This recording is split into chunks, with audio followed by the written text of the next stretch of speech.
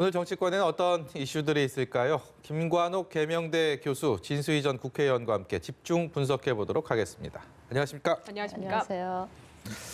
오늘 첫 얘기는 황교안 대표 얘기로 얘기를 꺼내보도록 하겠습니다. 정말 말도 많고 탈도 많고 했던 황교안 대표의 거취가 내일이면 결정이 날 것 같습니다. 분위기가 한국당 공천관리위원회에서 내일 어디로 출마할지, 출마를 하면 할지, 아니면 지역구일지, 그게 비례대표일지, 뭐 이런 부분들을 결정을 한 것 같은데, 뭐 내부적으로도 벌써 뭐 어떤 결과가 나오든 좀 그렇게 바로 마무리가 될 것 같지는 않는 분위기입니다. 그렇죠. 지금 벌써 정했어야죠. 왜냐하면 대표기 때문에 먼저 정하고 그다음에 사람들이 이렇게 진척이 돼야 되는데 대표가 아직 안 정하고 또 정해야 되는 데는 이미 두 눈으로 다 확인하고 있거든요. 네. 종로가 가시권에 들어와 있는데 이걸 선택을 안 하고 있으니까 당 내에서도 굉장히 답답함을 이제 토로를 하는 거잖아요. 네. 근데 지금 중요한 건 그 필요성이 굉장히 시급해졌다는 거죠. 그러니까 일단 우리가 이제 거의 치킨 게임 양상이 돼버렸어요. 이미 네. 이낙연 총리는 올라와 있고 자동차를 운전하고 있고 네. 황교안 대표도 운전하고 있는 것처럼 이제 국민들은 이해를 하고 있거든요. 네. 근데 여기서 이제 종로를 출마 안 한다. 그러면 이제 뭐 우리가 이 도망가는 것처럼 비춰질 수밖에 없는 거죠. 근데 네. 이게 아주 큰 효과를 냅니다. 그러니까 당 내뿐만 아니라 당 외에서도 당내적으로 일단 당연히 당내 어떤 주도권이랄까요, 통제력을 상실하게 됩니다. 예컨대 지금 50% 물갈이론을 지금 제시를 하고 있는데 네. 특히나 PK, TK 여기서 반발이 굉장히 심할 것이고 중진들도 왜 내가 나가야 되느냐. 이런 얘기는 금세 나올 수밖에 없어요. 그리고 이제 총선의 과정 속에서도 당을 주도하기가 굉장히 어렵습니다. 네. 그래서 여러 가지의 문제점들이 이제 발생할 수 있고 결정적으로 조금 더 나가면 사실은 당내에서는 비대위 체제 가자. 뭐 그런 얘기까지 나올 수 있는 것이거든요. 속된 말로 말빨이 먹힐까 뭐 이런 우려들 많이 하는데 공관위의 한 의원의 얘기가 이게 의미가 있는 것 같아요. 황교안 대표가 말은 이순신처럼 하고 행동은 원균처럼 한다라고 이렇게 쓴소리를 하면서 지도자의 자격이 없다라고 일침을 가하기도 했다고 합니다. 굉장히 뼈아픈, 네. 듣는 분 입장에서 뼈아픈 그 지적인데요. 이게 우리가 총선을 보통 총선 전이라 그래가지고 전쟁에 비유하잖아요. 네. 근데 전쟁에 출전하는 이 장수는 공격할 때는 최선봉에 서고 퇴각할 때는 맨 뒤에서 이제 다 보호하면서 오는 그렇게 늘 비유를 하는데 그러니까 사직생의 각오로 앞장을 서시는 게 맞다. 그리고 지금 말씀을 주셨지만 지도자의 리더십이라는 거는 희생을 통해서 거기 국민의 감동이 따라오면서 그 리더십이 이제 강화되는 것인데 지금 좀 그런 대목이 좀 아쉬운데요. 그래도 저는 늦었다고 생각할 때가 왜 타이밍 놓쳤다고 제가 이야기를 하시잖아요. 예. 근데 늦었다고 생각할 때가 결코 늦은 게 아니다. 그래서 지금이라도 늦지 않았고 출마를 종로 쪽으로 하시는 게 맞는 게 아닌가 싶고 그러면 저는 지금까지 온갖 그 비난이나 비판들이 일거에 이렇게 딱 제압이 되는 극적인 반전 효과도 가지고 올 수 있어서 저는 출마하시는 게 당을 위해서나 황 대표 본인을 위해서도 훨씬 좋겠다 이런 생각을 하고요. 네. 이제 그럼에도 불구하고 지금 남아 있는 선택지는 종로 출마냐 아니면 불출마냐 이제 선택지가 두 가지로 좁혀진 게 아닌가 싶고요. 지금 출마한다 그러면 이게 떠밀려서 나가는 거 아니냐 뭐 이렇게 생각할 수도 있는데 등 떠밀려서 나간다는 그 자체는 결국은 당을 위해서 그 당이 나가라고 하는 당의 명을 받아서 하는 거기 때문에 그런 표현 자체를 불쾌해하거나 뭐 그렇게 자존심 상해하거나 그럴 필요도 저는 없다고 생각을 합니다. 네. 네, 지금도 얘기를 하셨지만 황교안 대표의 어제 발언만 봐도 사실 종로 쪽은 거의 이제 고려를 안 하고 있는 게 아닌가 하는 생각이 사실 들기는 하거든요. 어떻게 보십니까? 그러니까 뭐 이리 와라 저리 와라 이렇게 하지 말라 뭐 이런 얘기잖아요. 근데 저는 그렇게 생각을 해요. 이게 두 가지로 해석할 수가 있다. 그러니까 이게 내가 당 대표인데 이렇게 하지 마라. 그런데 거기를 안 나가고 싶어서 이제 그런 생각을 할 수도 있고요. 이게 일종의 이제 사실은 상황이 좀 좋지 않잖아요. 많이 돌려봤을 예. 거란 말이에요. 네. 이게 일종의 본인의 외로운 결단으로 내가 나간다라고 얘기하는데 당내에서 막 이리 가라 저리 가라 하는 것이 오히려 김빼기 효과가 나올 수 있어서 네. 그런 부분에서 이런 얘기를 하는 거 아닌가라고 생각을 하는데 이 모든 것은 사실은 황 대표가 자초한 겁니다. 너무 늦었어요. 많은 상황 속에서 지금 뭐 통합의 문제도 있고 여러 가지 사실은 풀어나가야 되는데 그 푸는 첫 단추가 본인의 어떤 희생, 본인의 선택 뭐 이런 것들에 따라서 자동적으로 다른 사람들도 영향을 받거든요. 그러니까 대표가 이렇게 희생하는데 뭐 통합의 대상 정당들도 마찬가지고요. 그러면 이제 그런 차원에서 접근하게 되는데 지금 당대표가 선택을 안 하고 있으니까 모두가 다 선택을 못 하고 있는 이런 장면, 이런 것들은 다 사실 황 대표 스스로 만든 것이다. 누굴 비판할 일이 아니다. 이렇게 생각합니다. 조금 전에 청와대에서 공석이었던 청와대 대변인과 그 춘추 관장을 내정했다라는 소식 전해드렸는데요. 청와대 대변인이 문재인 정부 들어서 4번째 대변인이죠. 근데 이제 3번 연속 또 언론인 출신이 됐다는 것도 그렇게 흔치 않았던 상황이기 때문에 청와대 이번 인선에 대해서 어떻게 보시는지 짤막하게 듣고 다음 주제 넘어가도록 하겠습니다. 네, 뭐 언론인 출신이 하는 거는 저는 뭐 나쁘지 않다고 보는데 문제는 현직에 있는 언론인을 바로 직접 이렇게 차출하는 거는 좀 저는 좀 문제가 있다 이렇게 생각을 합니다. 네. 그러니까 저는 뭐 기본적으로 이 대변인이라는 것이 언론 브리핑이 주 임무잖아요. 예. 대언론 업무가 담당 임무이기 때문에 언론인이 하는 것이 당연하고 또 지금 말씀하신 대로 현직에 있는 분이 바로 오는 것. 사실 거의 모든 정권에서 그렇지 않은 정권이 없었어요. 네. 그만큼 이제 당장에 필요한 인물들이 그 현직에 있던 사람들이 그 상황을 너무 잘 알고 특히나 네트워크 구성이라든가 이런 것들이 다 용이하게 돼 있으니까 그런 장면이 있지 않나 싶고요. 또 이제 중앙일보 쪽에서 왔잖아요. 어떻게 네. 보면은 이제 현 정부가 조중동하고 상당히 거리가 있다 뭐 이렇게 했는데 이런 부분들을 좀 깨려고 하는 그런 시도 아닌가. 그래서 저는 조금 긍정적으로 봅니다. 예. 네, 다음 주제로 넘어가 보도록 하겠습니다. 김의겸 전 청와대 대변인이 출마 의사를 접으면서 그 전북 군산 지역에 최동욱 전 검찰총장이 본인의 의사와 상관없이 거론이 되고 있습니다. 민주당 공천을 책임지고 있는 지휘하고 있는 원혜영 공관위원장도 관련된 본인의 입장을 내놨는데요. 일단 먼저 듣고 오겠습니다. 저는 최동욱 총장 같은 분을 우리가 모실 수 있으면 참 좋지 않을까 그런 생각이 드네요. 개인적인 의견입니다. 검찰이 해야 할 어떤 그 본연의 어떤 역할에 대한 책임감이 있었고 그것 때문에 희생을 당하고 그런 분 아닌가요? 그래서 저는 또 좋은 이미지를 갖고 있습니다. 네, 원혜영 위원장은 본인의 사견이다라는 걸 전제로 하긴 했는데 일단 최동욱 전 검찰총장이라는 인물이 갖고 있는 어떤 상징성이 있지 않습니까? 그런 것들 때문에 거론됐다라는 것만으로도 관심이 가는 건 사실인 것 같습니다. 뭐 민주당 일부 관계자들은 뭐 검토했지만 이미 접은 카드다라는 얘기도 하고 있고요. 어쨌든 이런 거론이 되고 있는 현재의 상황들 가능성이 있긴 하지만 그렇게 높지는 않아 보이는 상황이긴 한데 여기에 대해서 전반적으로 어떻게 총평을 해주시겠습니까? 거론이 되고 있으나 가능성이 높지 않은 사안을 이렇게 이야기를 할 필요가 있을까 싶긴 한데 네. 저는 원혜영 위원장이 저 말씀하시는 걸 들으면서 무슨 생각을 했냐면 원 위원장께서는 최동욱 전 총장이 전직 검찰총장이었다는 것만 기억을 하시고 있고 어떤 이유나 사연 때문에 그 검찰총장의 옷을 벗었는지는 잊고 계신가 하는 생각을 했습니다. 그 사연이나 이유를 여전히 기억하고 계시다면 이런 생각 자체를 아예 안 하시지 않았을까? 왜냐하면 최근에 민주당에서 그 말도 많고 탈도 많았던 그 문석균 후보, 네. 그다음에 김의겸 후보를 다 이제 불출마 쪽으로 정리를 한 상태고 이제 정봉주 전 의원이 지금 오늘 어떻게 결론이 네, 날지는 오늘 모르는데 회의를 해서 결론을 낸다고 근데 좀 하네요. 약간 그 배제하는 쪽 기류가 더 강하다 이렇게 듣고 있는데 네. 벼랑간에 이제 최동욱 전 총장 이야기를 하니까 이건 뭐지? 일관성이 없다. 기준이 뭐지? 이런 생각이 들어서 예. 혹시 여론 떠보기용이 아닐까 하는 그 생각을 했습니다.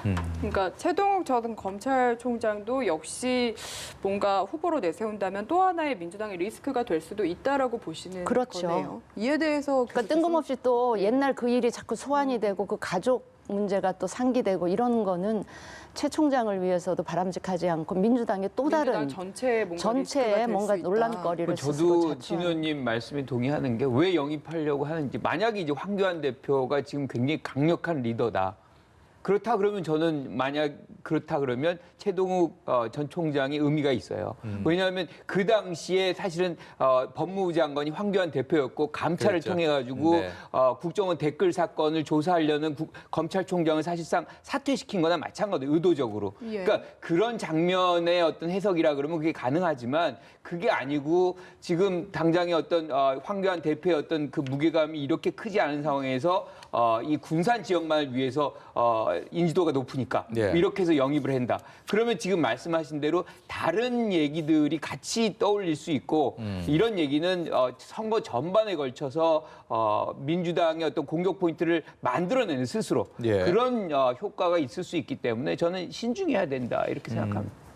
그래서 혹시 이게 지금 이 청와대 선거 개입 의혹과 관련해서 지금 검찰과 청와대가 갈등을 빚고 있지 않습니까? 이것과 뭔가 어떤 관련성이 있는 건 아닌가 하는 추측도 나오고 있는 것 같은데. 그 관련성을 예. 만들려면 이게 모순이 발생을 해요. 이 두 분이 똑같은 거예요. 그러니까 국정원 댓글 사건 때도 조사를 하겠다는 거였거든요. 조사를 못 시키게 이제 사퇴시킨 것의 주역이 황교안 대표였던 것이고 지금 윤석열 총장 같은 경우는 뭐 하명 수사라든가 선거 개입 뭐 이런 부분 하겠다는 거 아니에요. 예. 그런데 지금 뭐 예컨대 추미애 장관 같은 경우 그걸 봐주고 있는 거잖아요. 그냥 놔두고 그 차이만이 있는 것이지 사실은 윤석열과 최동욱 다를 바가 없는 거거든요. 예. 그래서 이 부분에서 큰 의미를 민주당 쪽에 유리하게 가져갈 만한 것이 저는 크지 않다고 생각해요. 아직은 민주당에서 공식 발표는 안 하고 있는 상황인데 여전히 논의 중인 것으로 알려졌는데 정봉주 전 의원 아까 진 의원께서는 조금 어렵지 않겠느냐라는 잠깐 비추셨는데 어떻게 결과가 어떻게 왜냐하면 될까요? 지금까지 그 논란이 됐던 그 후보들을 어떻게 정리가 됐는가 그걸 보면 그러니까 문석균, 뭐 김의겸, 뭐 이런 예. 그 연장선상에서 보면 정봉주 전 의원을 그 후보 검증을 통과시킨다 이렇게 될 경우는 그 또 다른 또 논란에 휩싸이게 되고 또 정봉주 의원의 이제 그 전에 있었던 그 일이 다시 그 소환이 되고 네. 사람들한테 기억하게 만드는 이런 상황이 민주당에 과연 득이 될까 뭐 그런 생각이 드네요. 그러니까 이 부분은 사실 정봉주 전 의원이 선택을 해야 되는 거예요. 이 당에 부담을 주는 거거든요. 우리가 지금 문석균 씨 같은 경우 이제 공정성의 문제, 그 다음에 김의겸 씨 같은 경우는 부동산 투기 의혹, 그리고 이건 미투의 의혹 네. 이런 거거든요. 이게 굉장히 사실 지금 시대에 굉장히 민감한 현안들이에요. 이것에 의혹을 갖고 있는 분을 대표로 내세우고 당이 선거 국면에서 이걸 당당하게 얘기를 할 수 있는지 그리고 타당의 어떤 문제점들을 그 부분의 문제점들을 지적할 수 있는지 그러니까 이런 부분에서 본다 그러면 사실은 이런 분들은 그렇게 썩 효과적인 그런 선거 전략의 부분은 아니라고 봐요. 앞서 두 분 뭐 문석균, 김의겸 전 대변인이 두 분 같은 경우는 보이지 않는 손, 아니 보이는 손에 의해서 영향을 맺긴 했지만 뭐 결과적으로는 스스로 결단을 했던 케이스라면 지금 정봉주 전 의원은 아직까지는 결단을 당에서는 기다리는 것 같은데 네. 본인은 답을 하지 않는 뭐 이런 상황인 것 같습니다. 근데 지금 원혜영 위원장 자막에 나오는 거 보니까 원혜영 위원장 말씀이 국민 눈높이에서 판단하겠다 이랬기 때문에 네. 저 이야기는 배제해야 한다는 힌트가 네, 된다. 거기서 충분히 나오는 될 것 수 같아요. 있다. 뭐 네, 이런 네. 말씀으로 듣겠습니다. 네, 다음 주제로 넘어가 보시죠. 법무부가 울산시장 선거 개입 의혹 사건 공소장을 비공개하기로 결정을 하면서 좀 논란이 있는데 이 내용을 놓고 총선을 앞두고서 각 당의 인재로 영입됐던 두 전직 검사가 의견을 내놨습니다. 먼저 직접 듣고 오겠습니다. 만약에 공교롭게 이 사건이 우리한테 이런 화두를 제공했다. 예. 그러나 그래, 그런 오해가 있는 건 맞습니다. 그러나 앞으로 공소장 공개에 대해서는 국민의 알 권리와 피고인의 인권, 공정한 재판 이런 가치들이 조화롭게 승화될 수 있는 기준을 제시해서 그렇게 하겠습니다라고 한다면은 훗날 평가가 달라질 수 있겠죠. 장관님한테 제가 하고 싶은 말씀은 국민을 믿어달라는 겁니다. 그러니까 엘리트들이 국민의 판단을 대신 우리가 알아서 할게라고 하는 것은 사실 되게 오만할 수 있는 생각이거든요. 네. 그게 공개된다고 해서 지금까지 공개 다 되었다고 해서 재판 결과가 뭐 침해되거나 그랬던 것은 아니거든요. 네, 두 전직 법조인의 얘기를 듣고 오셨는데요. 이번 공소장 비공개 결정을 한 당사자인 추미애 법무장관과 관련해서 저희가 영상으로 준비한 게 있어서 그것까지 보고 오겠습니다.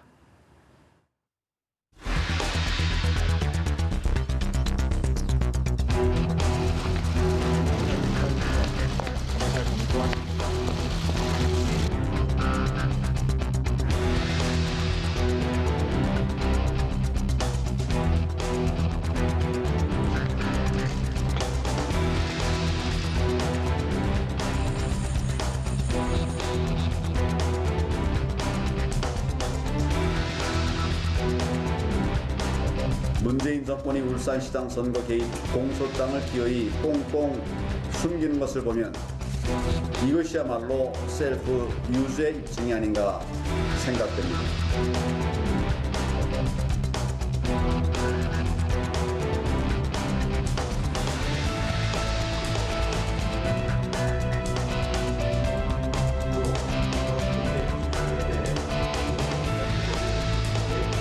법무부의 조치는 만시지탄이일지언정 부당하게 비난받을 일이 아닙니다. 나쁜 관행에 제동을 건 것일 뿐입니다.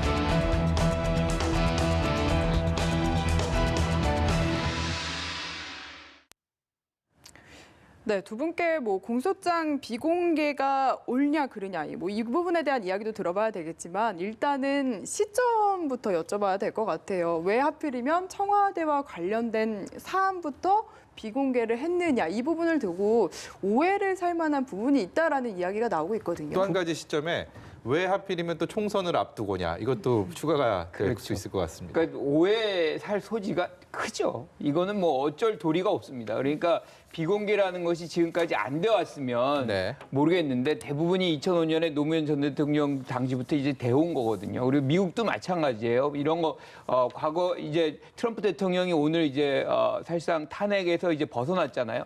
근데 하원에 있을 때 거기 내부 고발자가 소장을 낸 게 있었어요. 네. 그런 거 같은 PDF 파일로 해가지고 다 올려놓는 것인데 그때 법무부가 그것을 안 했어요. 그래가지고 하원에서 굉장히 비난을 많이 받았던 경험이 있는데 미국 같은 경우도 대부분의 주요 사건들 이런 것들은 다 올려놓습니다. 따라서 지금 이 장면도 제일 중요한 기준은 뭐냐? 중요한 거냐, 중요하지 않은 거냐, 국민의 관심이 얼마나 지대하느냐. 근데 지대하거든요, 이 문제는. 그래서 비공개를 해서는 안 되는 것이고 또 하나가 뭐냐면 실효성도 없어요. 문제는 뭐냐면 이거 곧바로 지금 취재들 많이 들어가잖아요. 벌써 이미 많이 나오고 또 한 가지가 뭐냐면 기소가 되면 공소장들이 다 가거든요, 개인들한테. 그거 다 공개될 수밖에 없어요. 그래서 효과도 없고 명분도 잃는. 특히나 이제 이런 부분에서 국민의 알 권리라는 그 명분이 아주 크게 작용을 하고 있거든요. 예. 그러니까 이 부분을 이길 수 있는 상황이냐라고 판단한다 그러면 그건 아닌 거죠. 그래서 빨리 이걸 오히려 공개를 하고 왜냐하면 이거는 공소장이라는 건 검찰의 주장이기 때문에 네. 그것을 받은 피의자들이 아닌 것을 계속해서 규명을 하고 밝혀내는 이 법리 다툼을 여기서부터 시작하는 네. 그런 장면을 오히려 만들어내는 게 오히려 지금 여권에서 해야 될 일 아닌가 이런 생각합니다. 그런 상황들을 추미애 법무장관이 판사 출신인데 모를 리가 없을 텐데 그럼에도 불구하고 이런 결단을 내렸다면 그걸 그냥 단순히 숙고를 하지 않고 생각을 해서 결정한 건 아니지 않겠습니까? 그러니까 저도요, 추미애 장관이 왜 이렇게 무리수를 두는지 모르겠어요. 그러니까 청와대만 바라보면서 지금 법무장관 역할을 행하고 있는 게 아닌가라는 그 의심까지 드는데 지금 오해를 살 수 있는 시점 이런 말씀을 하셨는데 네. 저는 국민들이 이 부분에 대해서 전혀 오해하고 있다고 생각 안 합니다. 정확히 추미애 장관이 왜 이거를 비공개하기로 했는지 그 명확한 의도와 목적을 국민들은 다 지금 이해하고 있다고 생각을 해요. 네. 첫째, 친문 권력 실세들 무려 13분 플러스 2분, 15명이 연루된 이 지금 사건이란 말이에요. 네. 이 친문 권력 실세들을 방어하기 위한 의도. 그 두 번째 의도는 총선에 행여 나쁜 영향을 미치지 않을까라는 우려. 그러니까 이 두 가지 때문에 이걸 비공개하기로 한 것 같은데 사실은 이걸 비공개하기로 하면서 잘못된 관행이기 때문에 고치겠다 이랬거든요. 근데 아시다시피 이거는 노무현 정부 때 사법개혁의 일환으로 그 국민의 알 권리 충족과 투명성 강화를 할 목적으로 공소장 공개 원칙을 세우고 그 국회법에 국회가 제출을 요구하면 그 국가 안위하고 관련된 문제가 아니면 다 제출하도록 이렇게 해놓은 건데 그걸 이제 와서 잘못된 관행이라고 이야기하면 그걸 이해할 국민이 누가 있겠나 싶고요. 아까 왜 김웅 전 검사가 지적을 했듯이 지금 비공개하는 이유가 이게 재판에 안 좋은 영향을 미칠 수가 있고 그 뭐죠? 피의자? 아니 지금 피고인에 대해서. 피고인이죠. 예. 지금 이제 기소까지 됐기 때문에 피의자에서 이제 피고의 신분으로 네. 넘어간 거잖아요.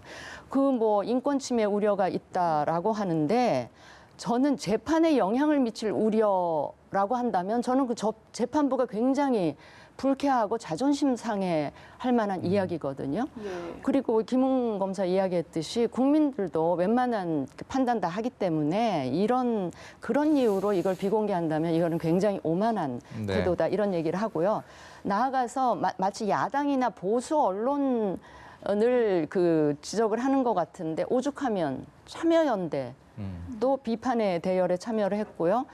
뭐 민주당하고 찰떡공조를 과시하고 있는 정의당조차도 네. 그랬고 참여연대가 어딥니까? 이 정권하고 거의 공동정권이라는 얘기를 들을 정도로 참여연대 출신 인사가 많이 참여하고 있고 조국 사태 때도 입을 닫고 있던 그 참여연대가 그 입을 열었다는 거는 이 사안은 정말 그 추미애 장관이 네. 그 굉장히 무리수를 뒀다 이렇게 볼 수밖에 김관혁 없습니다. 교수님. 근데 공소장 일부가 네. 이제 공개가 됐잖아요. 일부 네. 이제 언론에 취재가 돼가지고. 그런데 거기에 보면은 임종석 실장이 거의 모든 거를 주도한 걸로 나와 있어요. 7개 기관들을 이렇게 움직여가면서 선거 개입하는.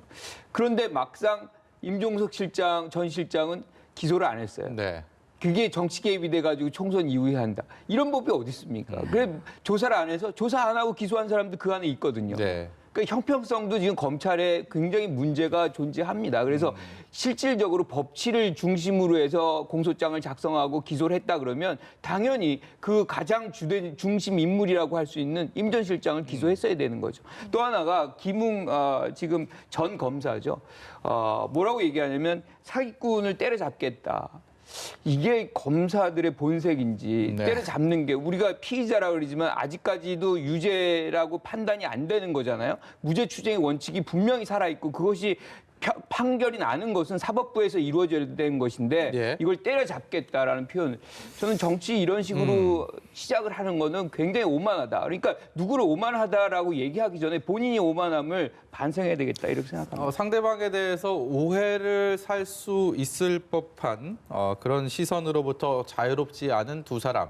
추미애 법무장관과 윤석열 검찰총장이 이런 상황에서 오늘 만났습니다. 30분가량 얘기를 했는데 대화의 주제가 소통이었고 협조를 하자라고 추 장관이 얘기하니까 거기에 대해서 윤석열 총장이 공감한다라고 얘기를 했답니다.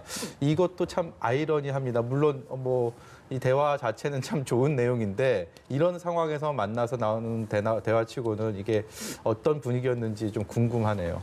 아마 뭐 겉도는 얘기만 했을 것 같아요. 아주 공자님 말씀으로 했고 또 답도 공자님 말씀으로 답을 했고 오늘 저 그 대검 방문은 그 추미애 장관 쪽에서 거의 그냥 간 거 아니에요. 예, 그런 상황이어서 뭐 깊이 있는 얘기는 전혀 할 상황도 아니고 지금 그런 관계도 저는 아닌 걸로 보이고요.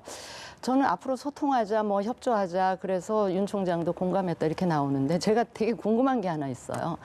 내 명을 검찰총장이 거역했다라고 하면서 징계할 수 있는 뭐를 찾아봐라. 뭐 이럴 정도로 징계 얘기가 나왔고 최강욱 비서관 그 기소하는 상황에서 또 감찰 얘기가 나왔단 말이에요. 네. 그 징계와 감찰은 지금 어떻게 됐는지, 어떻게 진행 중인지 제가 굉장히 궁금해서 네. 추미애 장관께 한번 여쭤보고 네. 싶은 생각이 들 정도로, 그런데 그런 상황인데 가서 앞으로 잘 소통하자, 협조하자, 글쎄요, 좀 그 의아했습니다. 네. 어찌됐든 소통은 필요하긴 한데 제대로 된 네. 소통이 됐을지는 뭐 저희가 알 수는 없는 부분인 것 같고요. 손학규 대표 이야기로 넘어가 보겠습니다. 손학규 대표가 호남을 기반으로 한 제3지대 중도 통합 결과를 내놓겠다라고 이야기를 했는데 지금 정말 최측근들입니다. 뭐 이찬열 의원에 이어서 김관영, 김성식 의원까지 떠나면서 좀 마음이 급한 게 느껴지는 것 같습니다. 통합한다고 하는데 같이 갈 선수들이 없어지는 그런 예. 상황입니다. 아니 저는 굉장히 아쉽습니다. 그러니까 손학규 대표 같은 경우는 어떻게 보면 한국 민주화부터 이렇게 쭉 올라오신 한국 정치 학계에도 상당 부분이 있었고요. 그래서 굉장히 존경했던 분인데 마무리 단계가 이렇게 좀 쓸쓸한 장면. 지금 사실 고립무원이죠. 네. 다 떠났고 이찬열 의원 같은 경우가 가장 이제 오른팔이라고 할 수 있는데 문을 박차고 나갔어요. 예. 그래서 이제 그런 맥락에서 통합을 한다. 통합을 해야 되겠죠. 필요성은 아주 커져버렸으니까. 그런데 문제는 그렇게 해서 통합을 하면 국민들이 진짜로 시너지를 위해서 뭔가를 어떤 중요한 정치적 가치를 위해서 통합하느냐라고 받아들일까요? 그것보다는 이 살기 위해서 뭔가 더 이렇게 적나라하게 얘기하면 거기 관련된 뭐 국고 보조금이라든가 예. 뭐 등등의 것들이 연관이 돼 있는 거 아니냐 뭐 이렇게 생각할 수 있는 거거든요. 그래서 정치를 시작하는 것도 잘해야 되지만 마무리하는 것도 굉장히 중요하다 이렇게 생각이 드네요. 보도들을 보면 손학규 대표에 대해서 이렇게 비판적 시선으로 하는 표현들 중에서 식구들 다 내보내고 100억 가지고 혼자 먹고 살려고 한다 이런 얘기도 합니다. 이게 국고 보조금 지금 말씀하신 것처럼 그 얘기하는 것 같은데 씁쓸하네요. 예. 정말 씁쓸합니다. 저는 그래도 한때 제가 대선 후보로 제 개인적으로 지지했던 분이기도 한데 정말 죄송한 말씀인데 손학규 대표의 바닥은 어디일지 뭐 하여튼 그게 이제 궁금해지는 그런 대목이기도 한데 네. 보니까 대한신당이나 평화당은 돈이 필요한 당이고요, 지금. 네. 손학규 대표는 사람이 떼찌가 필요한, 현역 의원이 필요한 이 이해관계가 지금 맞아 떨어지다 보니까 막 일사천리로 네. 지금 보조금 지급되는 15일 이전에 뭐 통합하려고 서두르고 있는 저 장면을 보면서 우리 앵커 말씀하셨듯이 저도 굉장히 좀 씁쓸하고 참담한 느낌입니다. 네.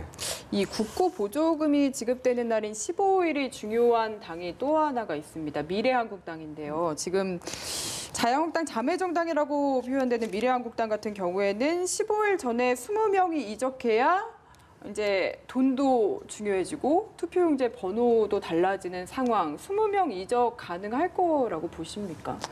저는 가능하지 싶습니다. 예.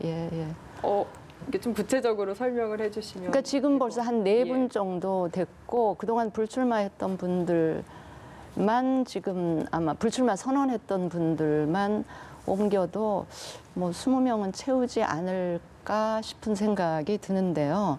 물론 저 미래한국당이 보여주는 이런저런 모습이 국민들 입장에서는 굉장히 찌푸릴 수 있어요. 네. 이렇게 불쾌하고 왜 저러나 싶을 수도 있는데 저는 바로 이 장면은 국민들이 그게 미래한국당이나 지금 자유한국당에 대해서 가지는 불만이기도 하지만 결국은 이 상황을 끌고 온 원인 제공을 한 연동형 비례대표제, 그러니까 제대로 된 연동형 비례대표제도 아니고 매우 기형적인 네. 이 선거 제도가 도입됨으로써 만들어진 결과물이라고 생각을 하고 하여튼 그 다음 선거 때부터는 이 제도 근본적으로 다시 검토해야 된다 이런 생각을 이번 합니다. 총선에 또 일시적으로 적용하고 또 선거법 바꿔보겠다라는 의지를 각 정당에서 얘기를 했기 때문에 제도가 글쎄요. 한번 만들어지면 관성이 발생하거든요. 네. 쉽지 않습니다. 저는 지금 바미당, 뭐 대한정당, 민평당 통합하는 문제보다도 이게 더 참담해요. 그러니까 사실은 우리가 이제 비례성이라든가 대표성을 제고하고자 이렇게 해서 국민들의 의사가 의석수와 이제 비례하게 것보다 더 많이 반영이 되는 그런 어떻게 보면 굉장히 좋은 취지로 했는데 예. 그런 것을 이렇게 본인들은 이제 묘수라 그러는데 굉장히 좋지 않은 방법으로 이렇게 악용을 하는 저는 이게 위성 정당이 아니라 진정한 제2 중대다. 제2중대 정당이다. 그래가지고 의원들을 이제 꿔주고 같은 당의 어떤 모습을 가지면서 지금은 또 한쪽으로는 통합을 얘기하잖아요. 예. 새보수당이라든가 통합을 하면서 또 분열을 하고 이게 우리나라 한국 정당의 모습이다. 이건 참담함을 금할 수가 없어요. 지금 나가가지고 우리가 왜 이런 당이 만들어졌냐라고 얘기하면 열석 더 먹으려고 이렇게 한다. 이거를 학생들한테 어떻게 강의를 해야 됩니까? 그러니까 우리가 이제 다당제를 추구하고 다양한 그 정치적 서비스를 다양한 어떤 선호하는 그런 바를 이렇게 반영을 시켜주는 건 제도권 내부로 해주는 그런 걸 위해서 우리가 다당제를 하는 건데 이거는 표를 더 먹고자 하는 다당제 형태. 네. 이게 국민들이 이 정당을 받아들이려고 할 수 있을까? 예. 저는 이 부분에 대해서 굉장히 우리가 심도 있는 한번 토론을 해봐야 되겠다는 생각을 합니다. 예. 의원 꺼주기의 원조는 저는 민주당이라는 걸 한번 상기시켜 드리고 싶고요. 네. 우리 김 교수님 강의하실 때 미래한국당의 이 기형적인 모습이나 이거 강의하시면서 동시에 아이들한테 가르쳐야 될 부분이 뭐냐면 지금 이번에 도입된 연동형 비례대표제가 애초에 시작된 과정과 끝에 어떤 과정을 거쳐서 4+1이 각자 밥그릇 챙기기 과정을 거쳐서 이렇게 기형적인 그 제도를 탄생시켰는지 이 과정도 저는 같이 그 강의를 하시는 게 맞다고 생각을 하고요. 예. 한 말씀만 더 붙이자면 한국당 입장에서는 이게 정당방위일 수가 있습니다. 연동형 비례대표제 한국당 배제된 차로 선거법을 통과시켜놨는데 한국당으로서는 엄청 손해가 되는 네. 이 제도에서 최대한의 의석을 확보하기 위한 일종의 정당방위일 수 있다라는 점도 제가 저는 간단하게 한 말씀드립니다. 말씀 더 드리면 네. 이거는 사실 총선 공약도 없어요. 지금 이 정당은 그냥 자유한국당이 있는 거 그대로 받는 우리가 금전 만능주의를 사실은 비판하잖아요. 예. 의석수 만능주의 정치예요. 네. 그 이상도 이하도 아닙니다. 과연 이 미래한국당이 비례 의석 몇 석을 확보하게 될지 70일 뒤에 투표함이 열렸을 때 너무나 궁금한 것들이 많지만 그중에 저는 가장 궁금한 게 이 부분. 민주당은 분석이 있더라고요. 네. 민주당에서는 아마 한 10석 정도 얻지 않을까. 그래서 민주당 쪽에서는 그 10석을 우리가 어떻게든지 해서 지역구에서 그걸 만회를 해야 된다. 네. 뭐 이런 판단을 하고 계신 것 같더라고요. 네, 오늘 말씀 여기까지 듣도록 하겠습니다. 네, 김관욱 계명대 교수, 진수희 전 국회의원과 함께했습니다. 말씀 감사합니다. 고맙습니다.